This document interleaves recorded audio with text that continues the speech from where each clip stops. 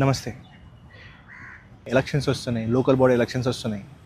అప్పుడు నీ పాత్ర ఎలా ఉంటుంది? నీ పాత్ర ఎలా ఉండబోతుంది?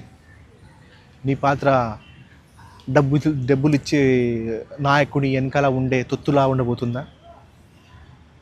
లేకపోతే నీ పాత్ర నిజంగా నాయకుడిని ఎన్నుకొని, నీ ఊరికి అవసరమైన నాయకుడిని, మీ ప్రదేశాన్ని అవసరమైన నాయకుడిని ఎంచుకొని నిలబెట్టి అతను లీడర్లు చేసే దాంట్లో ఉంటుందా?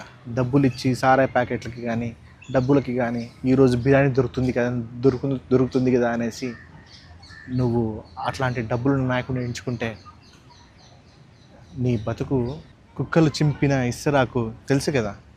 నీ బతుకు కూడా రాబోయే సంవత్సరాల్లో 5 సంవత్సరాల్లో నీ బతుకు ఇలాగే ఉంటుంది. అలా ఉండకూడదు. నువ్వు ఎంచుకునే నీ నాయకుడు ఎలా ఉండాలంటే, మీ ఊరు బాగోలు చూడగలగాలి, నీ బాగోలు చూడగలగాలి, మీ ఊరిలో ఉన్న ప్రజల బాగోగులు చూడగలగాలి.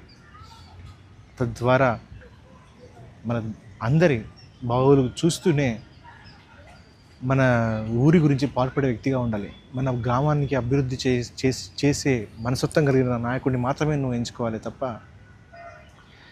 ఈ డబ్బుల కోసం వాళ్ళ స్వలాభపడి, లేకపోతే వాళ్ళు డబ్బులు ఎక్కడ డబ్బులు వస్తాయని వెతుకుతూ ఉండే నాయకులను నువ్వు ఎంచుకోకూడదు. వాళ్ళు ఇల్లు కట్టి, వాళ్ళు బిల్డింగులు కట్టి, వాళ్ళు పెద్దవాళ్ళు అవుతారు, కానీ నిన్ను ఏం పట్టించుకోరు. ఎందుకంటే నువ్వు వాళ్ళ కోసం ఓట్లు వేసే ముందు నువ్వు డబ్బులు తీసుకున్నావు అన్న సంగతి వాళ్ళకి తెలుసు కదా. వాళ్ళు నిన్ను ఎలా ట్రీట్ చేయాలో అలాగే ట్రీట్ చేస్తారు. కాబట్టి నువ్వు ఎన్నుకునేవాడిని మీ ఊర్లో ఎవడు ఎలాంటి నీకు బాగా తెలుసు. ఎవడు పిలిస్తే పలుకుతాడో, ఎవడు పిలిస్తే వస్తానులే రా అంటాడో నీకు తెలియదా?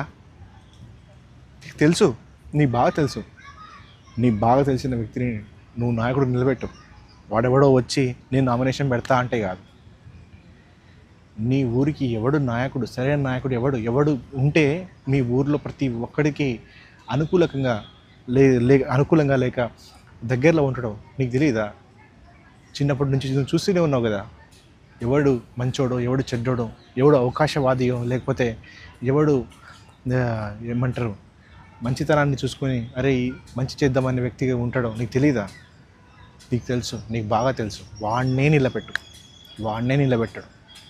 వాడిని నిలబెడితే నీ ఊరు బాగుపడుద్ది, నువ్వు బాగుపడతావు, మీ అందరూ బాగుపడతారు.